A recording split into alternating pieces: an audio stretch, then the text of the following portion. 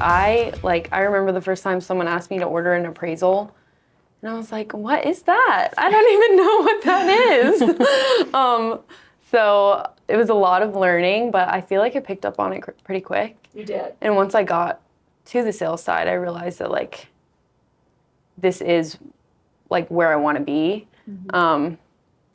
Yeah, and then I felt like, I don't know, I felt like I went to school for marketing. I wanted to try it out. I really did like the marketing side, but then once I came back with Kelly, I realized that this is definitely more where I want to be. I want to be more, just... Yeah, I think it's great that she started out as a PA, because I kind of did the same thing, but back then it wasn't a production assistant. I was just a mortgage receptionist. So when you grow within the job and you learn those tasks and know what it involves, it makes you stronger as a loan officer too. Mm-hmm. So knowing what it takes, knowing what all those steps are leading up to originating, it only makes you that much stronger. Since I was in a PA position before moving to sales, it helped me like really get the background and also understand what the ops side is doing instead of just, asking ops to do things. Like I really understand why or what they need to do. I was right out of high school. I worked in retail and moved out on my own, was going to school and thought I could do it all. And my first month's rent came about, couldn't even pay it, so I had to call my mom. My mom's like, I'll pay it, but you better figure it out real quick. So I had a friend that worked for a builder, and she was like, my boss's friend is hiring. So I interviewed, got the job, and at first I was a construction loan officer assistant. So I did the construction side of things for a little bit. And I was always intrigued about what the mortgage people were doing on that side, because same office, different sides.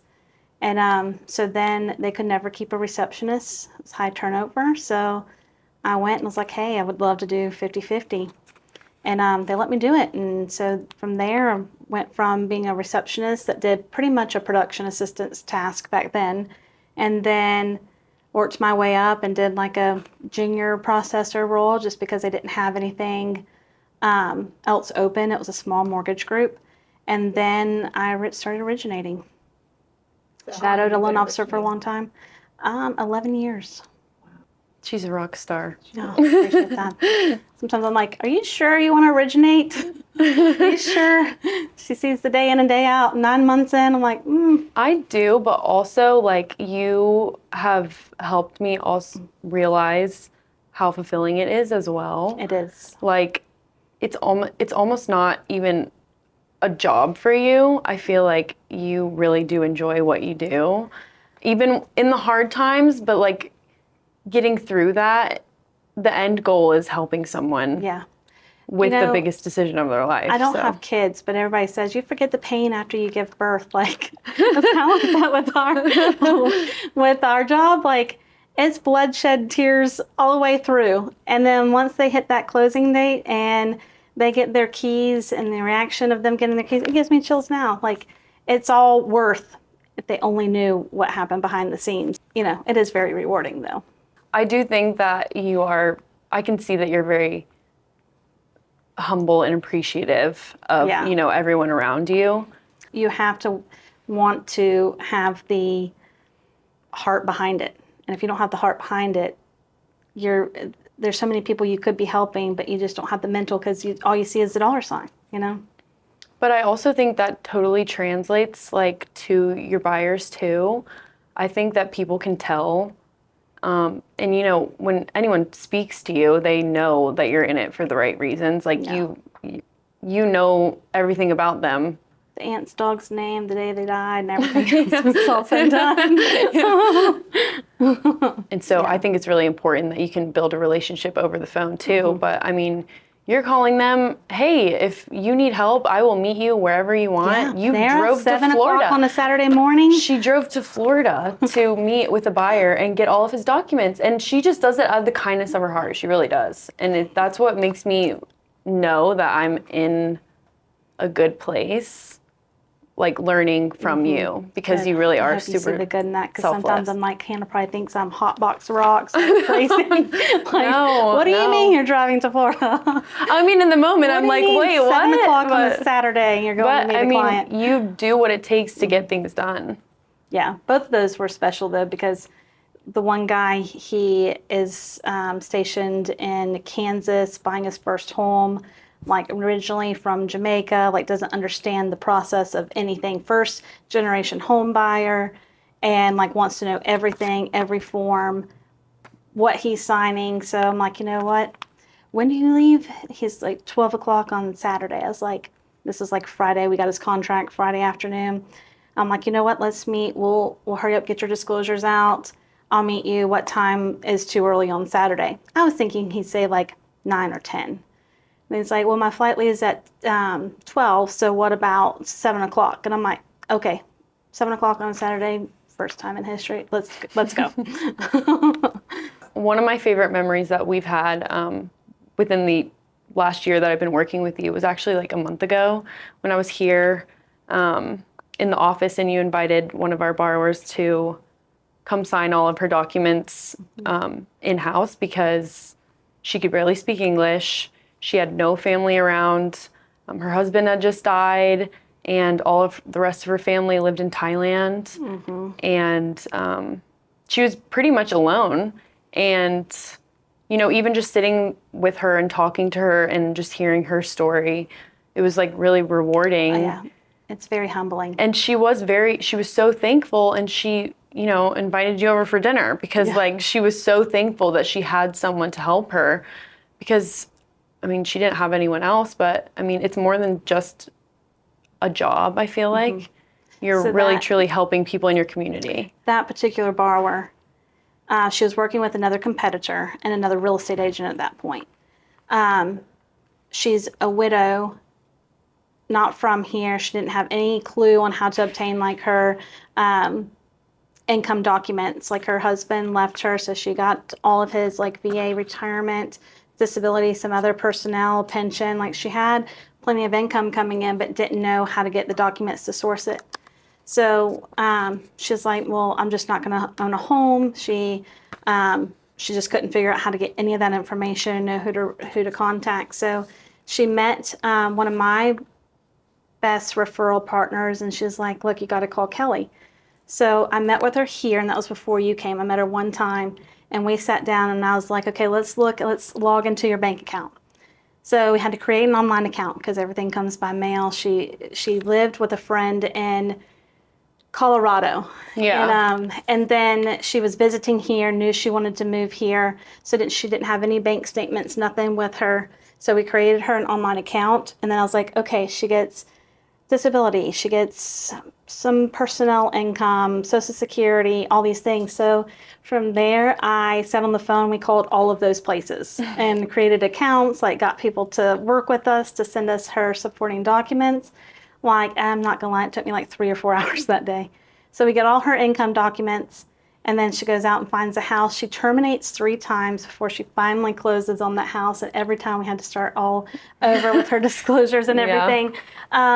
But she finally found the perfect house. She closed on it. And it was, I mean, just forget about all that and just glad to see someone achieve their goal of home ownership, you know? But like, even when before I came and I met her, all the contracts that we were going under and then terminating, I was like, come on, why are we doing this? Yeah. But then when I met her, I really was like, oh my gosh, like sometimes you forget because you only speak to someone on the phone. You know, they really do need help. Yeah. And she was so grateful. The amount of times that she was like, thank you so much, Kelly. You really did save like my life, because no one else was wanting to help me. For those that don't know, earlier this year, we created the A-Team, Hannah and I, and ever since then, people always want to know, like, what's the difference in your roles? Like, what do I do versus what do you do? I feel like they always, whenever I give buyers a call, they're always wondering, oh, I thought I was working with Kelly. And I'm like, you're working with me too, because we go hand in hand. Right. Yeah.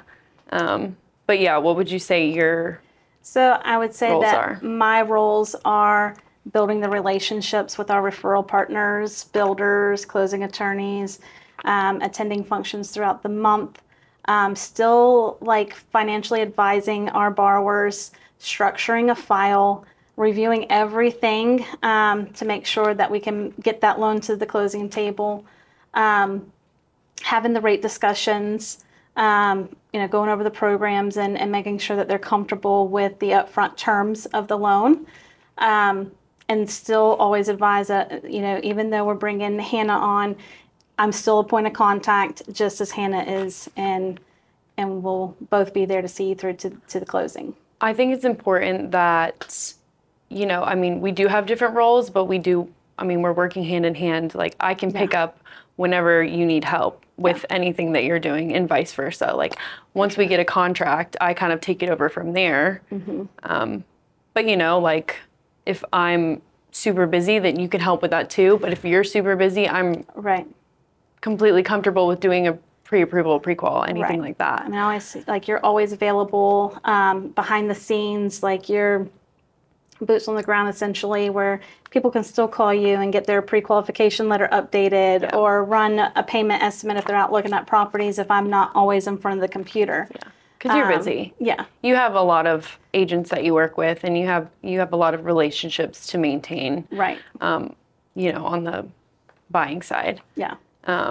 So and two, I always want people to know you're more than a loan officer assistant. I consider you my loan partner.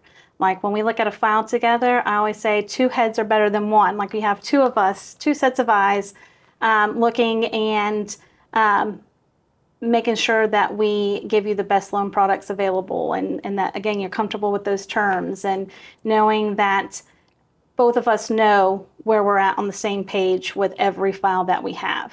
We have, I call it my huddle with Hannah. It's 9:15 prompt every morning. We meet, we go over, we delegate to see who's going to do what, the time frame, the sense of urgency, and that's important so that we make sure that we hit everybody's expectations. Nothing slipping through the cracks. Because it is, you're a human doing a human job. Obviously, things happen, but I think having an extra set of eyes really helps, alleviate any mishaps. But, and we also, I always enjoy, our team development. So team development on Friday mornings, where we go through and say, okay, what could we have fixed? What could have went better this past week? And then implement that into our daily, system as well. We always want to make sure that we provide the best client experience. And we are human, and we do make mistakes, but we learn from our mistakes and we take it from there. And another thing is, I like to know that we're all local. We work as a team, we're in the communities. You're remote mostly, but we are local to the areas that we serve. And I think that's important, that people know that we're not just a paper pusher with another company just trying to get you in the door and closed as soon as possible. I think that's also another big thing, because when I talk to any of our buyers, most of them are first-time home buyers. They have no idea anything about the process until you first have a conversation with them, and it can be really overwhelming for them. I've never bought a house, but if I wasn't in this business, I'm sure I would be just as confused. But, I think having real people to talk to and talk you through it, and not just, treat them like another paycheck. I think that developing a relationship with them, making sure that they are confident that we have their best interests in mind, rather than our own.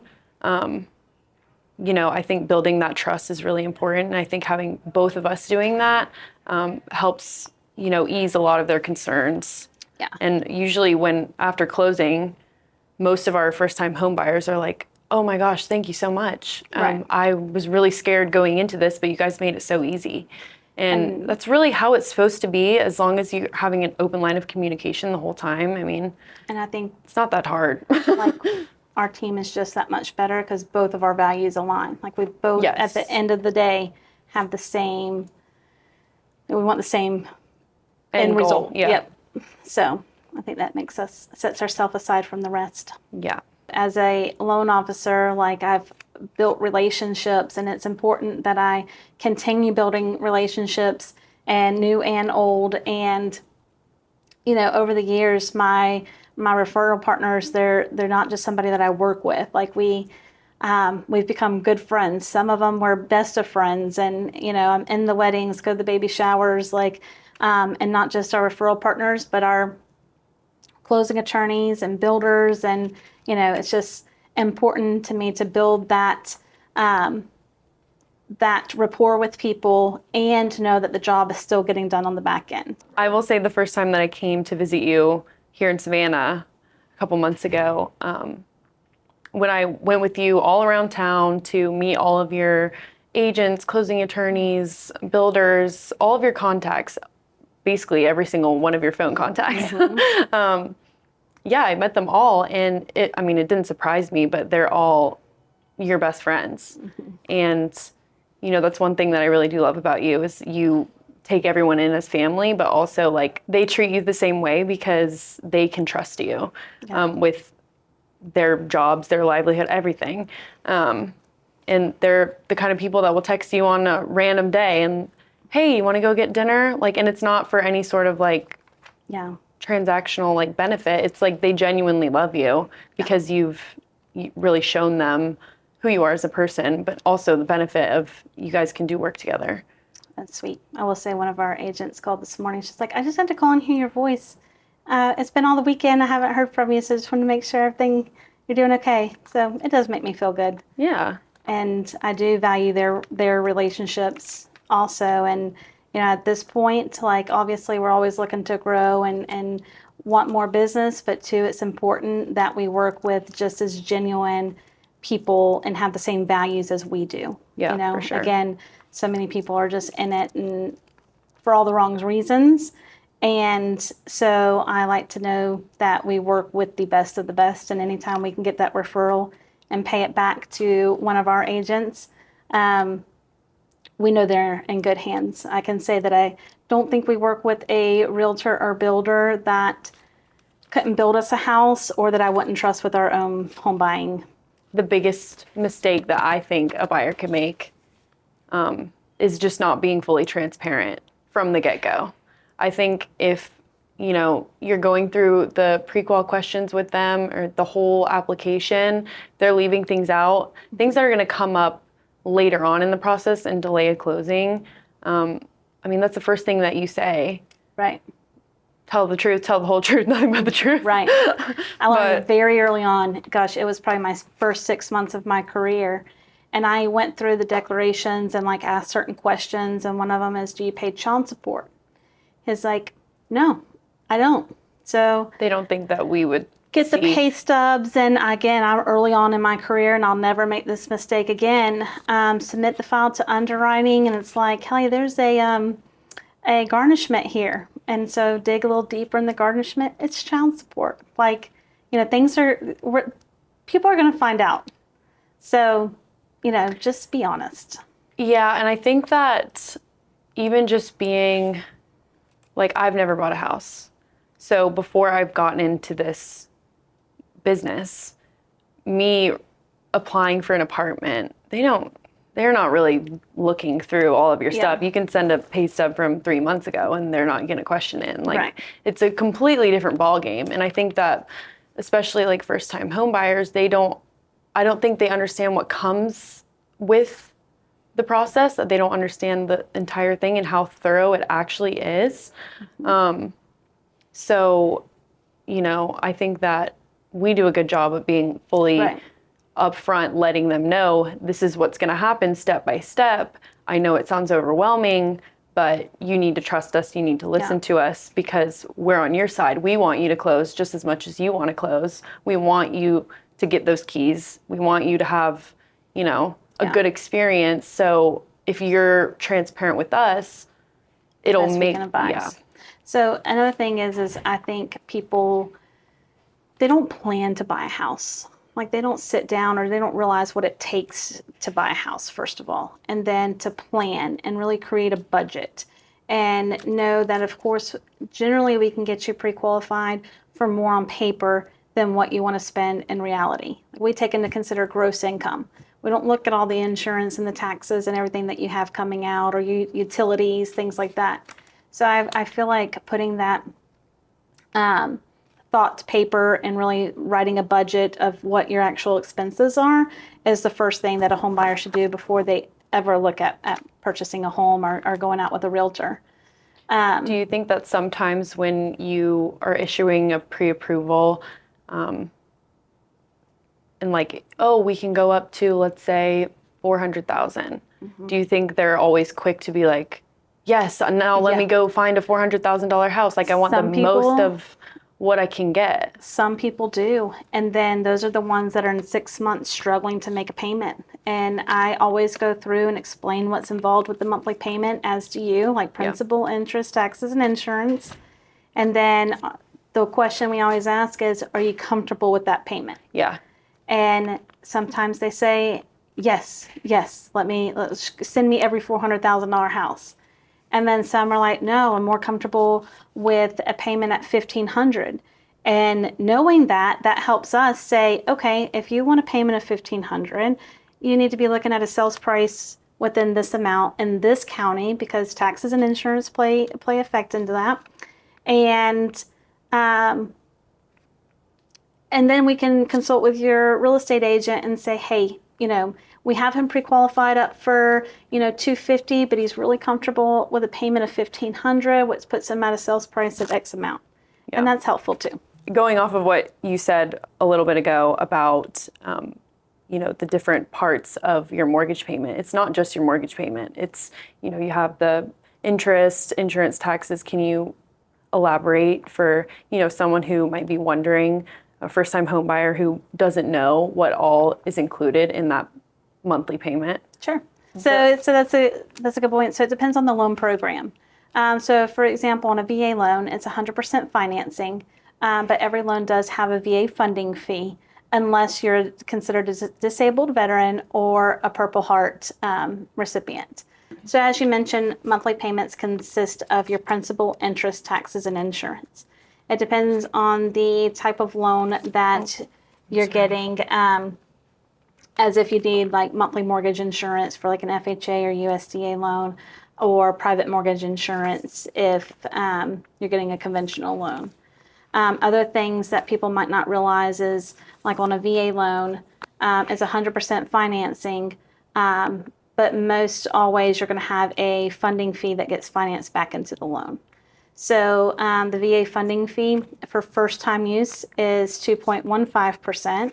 Subsequent use is 3.3%. Now, that'll be in your monthly payment. It's financed into the loan. So the funding fee is financed back into your loan. Mm-hmm. So it's added to your loan. It's your sales price, add your funding fee, gives you your total loan amount. Okay. On a VA loan. I feel like some people always think that they're paying that funding fee up front. So yeah, I feel like that's a good tip. Now if you're a disabled veteran or a Purple Heart recipient, then you would be exempt from having to pay those funding fees.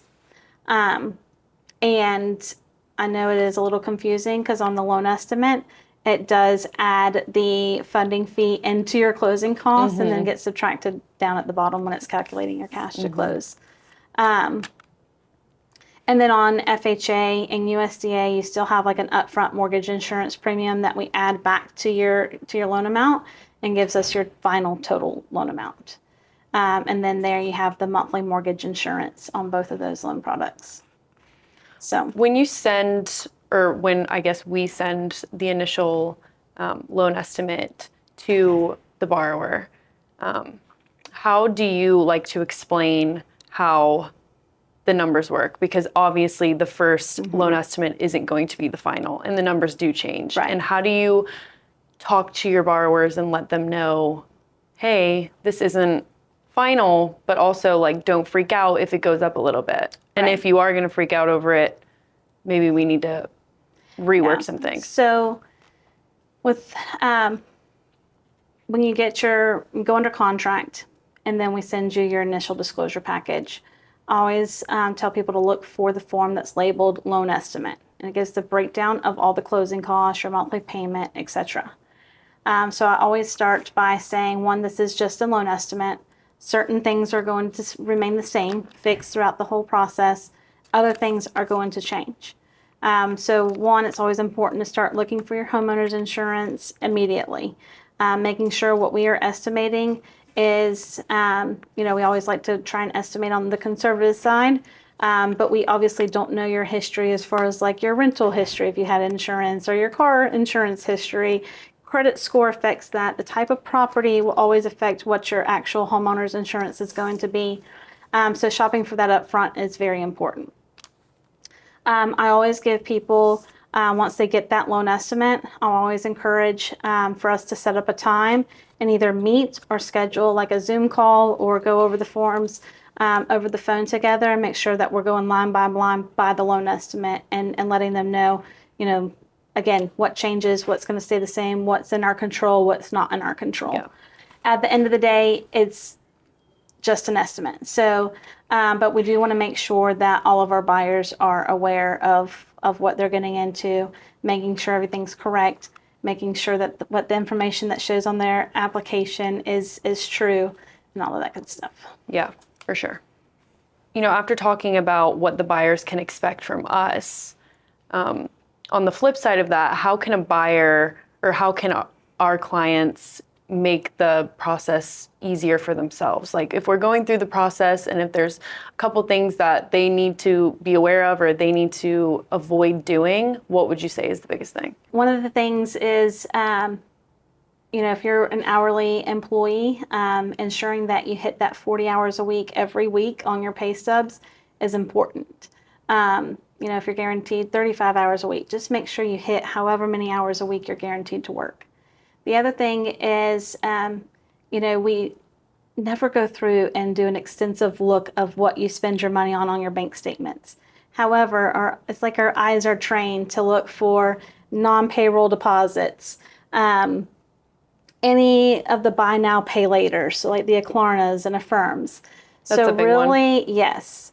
If you're looking for a stress-free mortgage experience, then definitely hitting those hours, your bank statements, avoiding all of the large deposits, right? And in the mortgage world, cash cannot be sourced. So ensuring that the money is seasoned in the account, no large payrolls from your grandmother's friend, not buying everything on a buy now, pay later That'll bite you. system. Yeah. It will bite you. That's still debts that we have to count in your debt to income ratio. Mm-hmm. The other thing is if you you have to have $5,000 the day of closing, and we're submitting your application to underwriting with $2,000, it's important to communicate where that money is going to come from, ensuring that we're requesting it from your 401k in time or from your donor if you're receiving a gift, and knowing that money can be sourced and we can get the paper trail is always important. Yeah. And that does sound like a lot. Like when you repeat it back, I feel like it's overwhelming to hear. Yeah. But I mean, we're constantly reminding our clients over and over. Right. So it's not something that they can forget, actually. Right. It depends on if they're going to listen to it or not. Yeah. And, it starts from like when I call and congratulate them from going under contract. You get the file and call and introduce yourself. You go through the email and hit the points of what to expect, who to expect it from, give them links. And also letting them know that, I mean, it's this is shocking the amount of people that you can tell them, I can tell them, but they still don't read that email, even though it starts with important notices, please read, or however we started off. So really just, communicate with us. If you have questions, give us a call. Don't panic. Give us a call and we'll walk you through it. We will try to help you through anything, any questions that you have, any concerns that you have. I want to take that off your back. So you can just worry about, dreaming up what color you want to paint your living room. Right. But, I think we have a good system going. We're going on a year working together, and I think it's been really nice getting into a groove and having good relationships with our buyers. Yeah. So Likewise. Thanks for being here. Yes, thank you for making the 18.